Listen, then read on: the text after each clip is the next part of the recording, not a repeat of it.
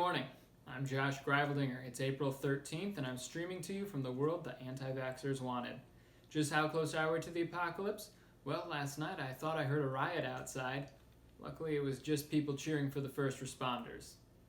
Due to coronavirus, my best buddy's wedding got postponed, which really sucks for them, but it's kind of great for me because I had totally forgot it was coming up and didn't book my plane ticket or a hotel room. So to all of our viewers, but especially Alex and Michelle, I'm sorry I forgot your wedding, and welcome to the lockdown. I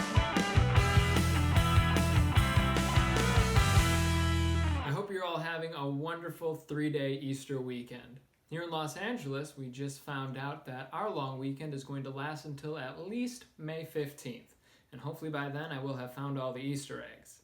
We really don't know when this is going to end. Even though it only took Jesus 3 days to leave his quarantine, we can't assume that it'll be that quick for us.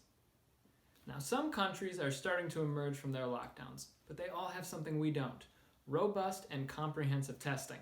And no, I'm not talking about filling out scantrons. American students can fill in those bubbles better than any country on earth. Without much more coronavirus testing, life can't get back to normal until there are some major scientific breakthroughs in treating this disease.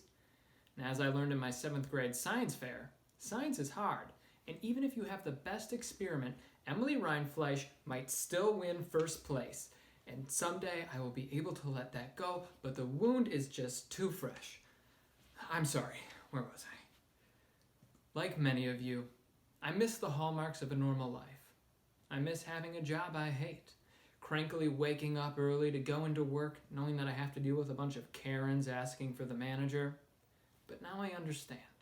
If a slightly overcooked burger can ruin someone's day, they must have an amazing life. And I miss them being able to have those amazing lives, even if I never could.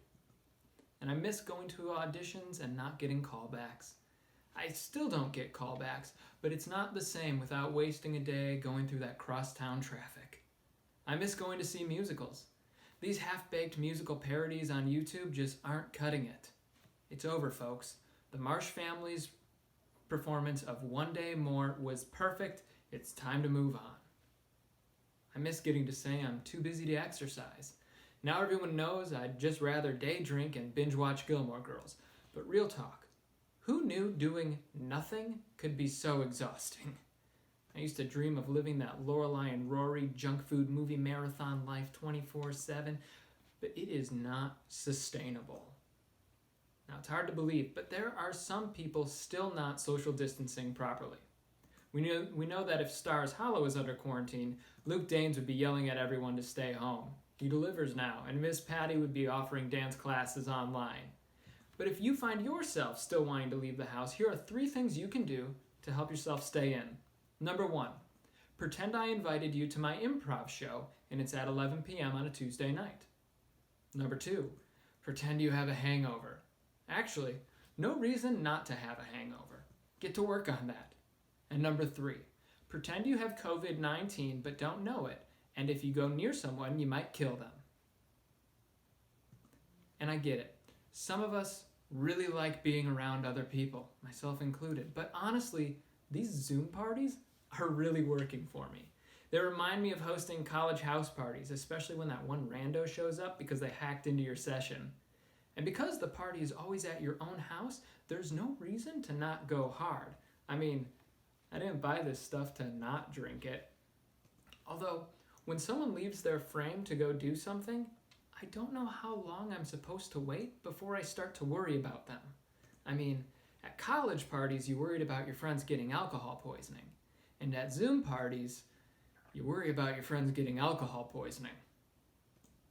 Personally, I'm one of the lucky ones in that I'm not totally isolated. My wonderful fiancé/producer, Cassie Schiano, has been forced to quarantine with me. Unfortunately, we quickly reached the point that every couple fears. We've run out of things to talk about. How was your day? Oh wait, I saw the whole thing. We've even started fighting over who's going to do the dishes. She won, and so I have to find something else to cure my boredom today. The lack of privacy is tough too.